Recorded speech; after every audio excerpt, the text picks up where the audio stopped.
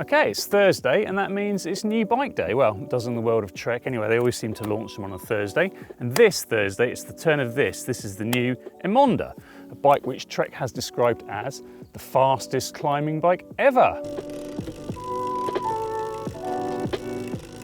And we'll delve into that claim in this video. And of course, if you have any questions about this bike, ask them below and we'll answer them if we can. Now, this is one of the new bikes. It's an Emonda Sl6 Pro, which will retail for £3,350. The cheapest bike is the SL5, 2275, and the range goes all the way up to the Emonda SLR9, which is available in Di2 or SRAM Red ETAC builds. Both of those will set you back a cool £9,700. And there's a bunch of models in between, of course. Okay, so if you're not familiar with Trek's road bike range, then it consists of 3 bikes, all with names that are anagrams of each other. The wordplay fun started with the Madone, which was first launched in 2003. Now that bike is named after a famous benchmark climb just outside Nice. The Demane followed in 2012, and the Emonda, this bike was last to the party in 2014.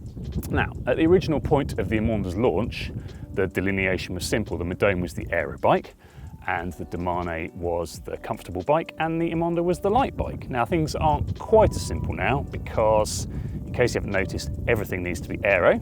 So the new Demane, which was launched last year, got more aerodynamic at the expense of a bit of weight gain. And you know, the same kind of thing is happening here, although it's not exactly the same thing. Sounds a bit complicated, but it's not really that complicated. So a lot of what's going on with the shape of the new Emonda is that Trek is attempting to make the bike more aerodynamic, but you know, because it's their lightweight climbing bike, that whole kind of riding fast for an hour benchmark that's usually trotted out doesn't really make much sense.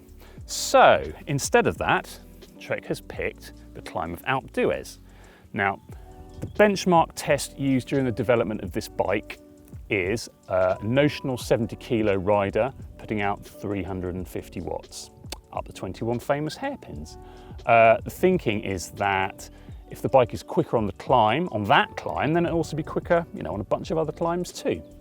Right, because road speeds are lower when climbing, Trek has mostly concentrated on what it says are unsteady airflows during development. So rather than turning up the wind tunnels to 45 kilometers an hour for all those, you know, maximum headline gains, this is good for us for a couple of reasons. For a start, it seems like a sensible approach, you know, given the kind of thing this bike is designed for. And as well as that, most of us, myself included, don't batter along at 45 kilometers an hour on the flat anyway. So a bike that's specifically designed to be aerodynamic at slower speeds seems like a pretty good idea for the mass market. Now, you'd expect Trek at this point to say that it's achieved what it's set out to achieve with its shiny new bike, and that's exactly what it does say. They've put some figures on it. So Trek says that that notional rider, 70 kilo rider going up the Alpe d'Huez on the top spec 2021 Emonda SLR disc would be 15 seconds quicker than on the equivalent previous model. In terms of where that puts the bike aerodynamically, it's about halfway between where the old bike was and where the latest Madone SLR is, which is kind of what they did with the Demane. It's marginally ahead of the Demane too. Now, a lot of the work has been done here at the front. So the bar and stem, the head tube and the down tube are where you make the biggest gains. Now, even with this SL bike, you can see, which has a standard stem and handlebars, you can see that the cable routing is very neatly enclosed here. Now, the SLR bikes get a new Aeolus RSL VRC integrated handlebar and stem, which has been designed alongside the frame. Trek says that that new bar is 10% more efficient than the previous version, and actually that's a significant chunk of the bike's overall aero benefit. That new aero cockpit is light too, with weights from 272 grams to 295, depending on the reach and the width. So the cables, both for this bike and the SLR bikes, aren't actually internal, but they're hidden as much as possible. So in the Aeolus bar, they run in a channel underneath the bar and into the headset spaces. That means that you can swap the bars without having to cut your brake hoses and reroute everything, which is a pain. The spacers here on this bike and on the SLR bike are split too, so you can change the stem height without any issues as well. There are some new wheels too, so most of the bikes in the Emonda range get new Aeolus wheels. This Sl6 Pro gets these, which are Elite 35 mils. Everything from there up to the SLR7 gets Aeolus Pro 37s, and the top tier SL9 gets Aeolus RSL 37s. Now that RSL 37 has a claimed weight of 1,325 grams a set, which is very, very light for a semi-deep disc wheel, and 55 grams less than the equivalent previous model. The hubs use DT Swiss 240 internals, and they use DT Swiss Aerolite spokes too. And Trek claims the aero performance is as good as the 47mm Aeolus XXX4 from the previous range. Now, where bikes are concerned, more aero usually means heavier, and that's the case here, but the weight gain is pretty minimal. So the top of the range bike is about 40 grams heavier than before, and basically all of that is the frame. So the new Emonda SLR disc frame has a claimed weight of 698 grams, with the previous frame 660. It's worth noting here that we're comparing the weight of disc brake bikes because this new Emonda is a disc brake only bike. The old rim brake bike was even lighter at 640 grams for the frame.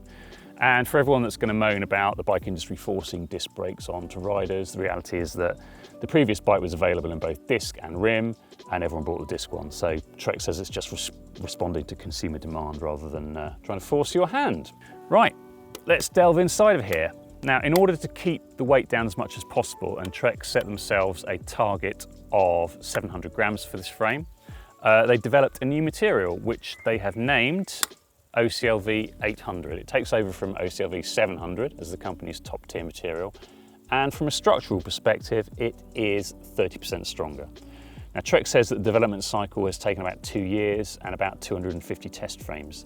That OCLV 800 isn't used for the whole frame, but this new Emonda frame shape in OCLV 700 would apparently weigh about 760 grams, so the saving using that new material is over 60 grams, and that's about 8% of the frame weight, so that's not insignificant. It also means that this bike in any frame size can be built for the Trek Segafredo team to the 6.8 kilo UCI weight limit. Now, Matt Schreiber, who is the technical director of the team, says that he anticipates that the team will use the Emonda on 7 out of 10 race days. So although it's technically the climbing bike in the range, really it's the new all-rounder. It's lightweight and it's aero enough for most stuff.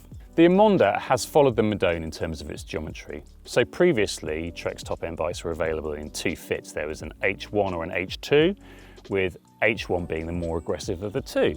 Now the Emonda, like the new Madone, splits the difference and uses an H1.5 fit. Now for this 56cm bike here, that means it's got a 55.9 effective top tube and a 15.1 head tube.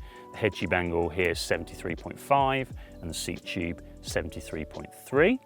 That gives a stack of 56.3 and a reach of 39.1. So the stack to reach ratio is 1.44, which is not especially aggressive.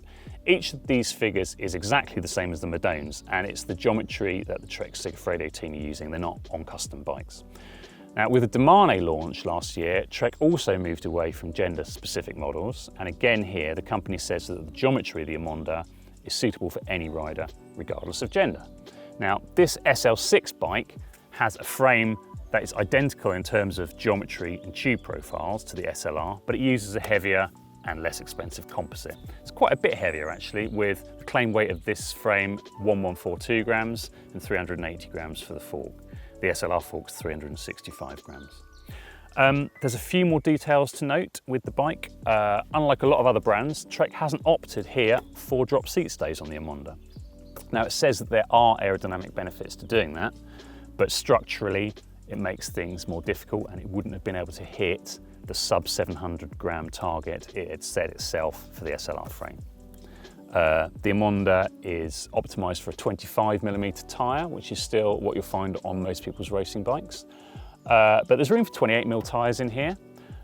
It's just a little bit less aero with those. The Emonda, like the Demane, has moved from a press-fit BB90 bottom bracket to a threaded T47 standard. Now T47 allows you to use a wide shell, which is good for stiffness, and there's plenty of room around the bottom bracket axle for internal routing. So it combines a lot of the good things about press-fit with the benefits of a threaded bottom bracket, namely that it's easier to service and it's less likely to creak. Trek looks like it's moving pretty much wholesale over to that standard for its road bikes, and we'd expect other manufacturers to do the same too.